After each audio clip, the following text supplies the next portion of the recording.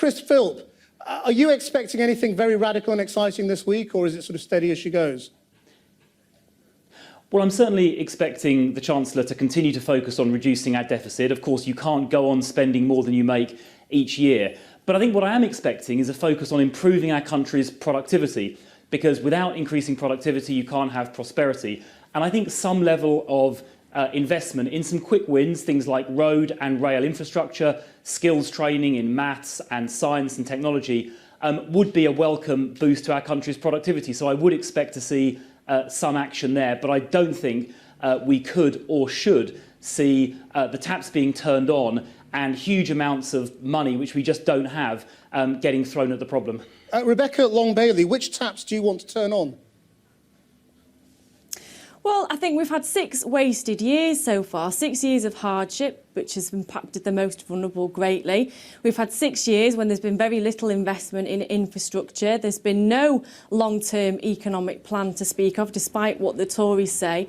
So what I would like to see on Wednesday is a fiscal plan put together by Philip Hammond that shows that he does have a long-term economic plan.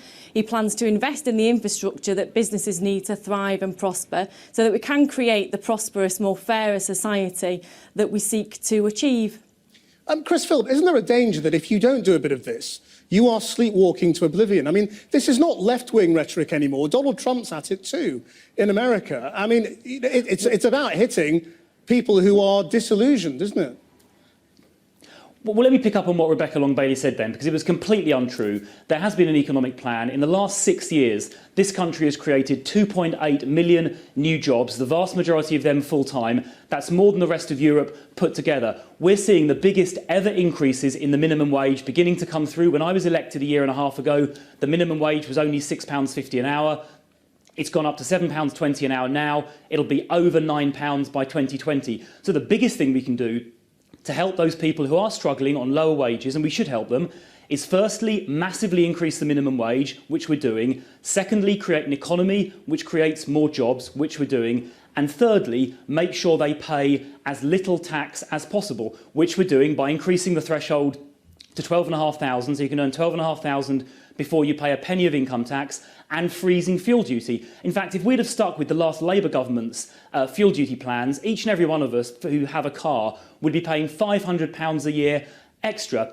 That is a pretty clear and a pretty stark fact. Okay, and wages are rising, let's just bring jobs Rebecca are being created. All right. It's generally speaking. I know you could go on. I know you could go on. Hang on. No, hang on. Let's bring in Rebecca Long-Bailey first, because you've had a good shot there. Fair enough. You're completely wrong, Thanks, apparently. Christian. I mean, I think the ironic thing here is that, you know, the Tories told us to tighten our belts and that we all had to pull together to get the deficit down. And they told us that they'd get rid of the deficit by 2015. But we're in a terrible economic situation now. A leaked Treasury document a few weeks ago told us that the public financial situation was extremely worrying. And this was even before Brexit had reared its head. And what's even worse, Krishnan, is that families were told that they needed to pull their weight to get the deficit down, and they were quite happy to do that. It was terrible hardship inflicted on the most vulnerable, but at the same time, the Tories made tax cuts for the wealthiest in society. They cut inheritance tax, they cut capital gains tax. So it was a story for one section of the population and a completely story for the other half, and that's not fair. That is not a long-term economic plan that is engaging to deliver long-term prosperity.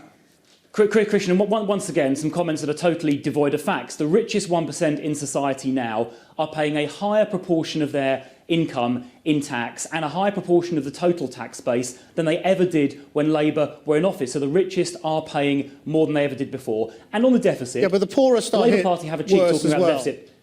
But hang on, on the deficit, you know, Labour left us with the biggest deficit in the Western world, 11% of GDP.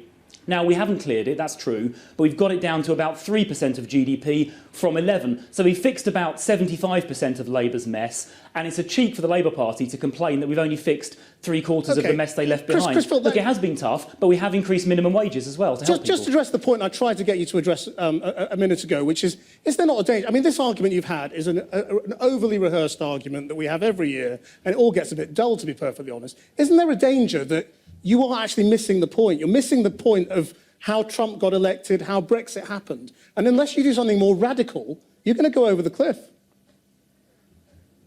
Well, I think you are right to say there are clearly a lot of people who feel disillusioned. And I think, to be honest, the minimum wage increase, which is a massive move. I mean, even Ed Miliband at the last election only proposed getting a minimum wage up to £8 an hour by 2020. We're going to put it up, I think it's £9.35. So that is a hugely radical move, which some businesses actually complain about because they're worried it'll make them uncompetitive. But we're prepared to do it because, as you say, there are people who feel they're getting left behind, and it's our duty as a government that is here for everybody to fix that. We must leave it there. Chris Philp, Rebecca Long-Bailey, thank you both very much indeed.